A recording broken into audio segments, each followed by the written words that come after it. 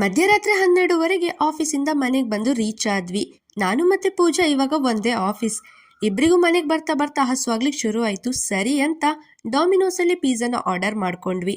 ಬಂದಿರೋ ಪಿಜ್ಜಾನ ತಿನ್ಕೊಂಡು ಮಲ್ಕೊಂಡು ಬೆಳಿಗ್ಗೆ ಎದ್ದು ಹೋಟ್ಲ್ ಕಡೆ ನಡೆದ್ವಿ.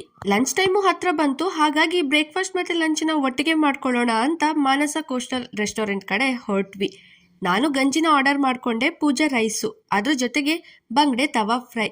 ಹೊಟ್ಟೆ ತುಂಬ ಬ್ಯಾಟಿಂಗ್ನ ಮುಗಿಸ್ಕೊಂಡು ಮನೆ ಹತ್ರ ಇರೋ ಒಂದು ಸೂಪರ್ ಮಾರ್ಕೆಟಿಗೆ ಹೋದ್ವಿ.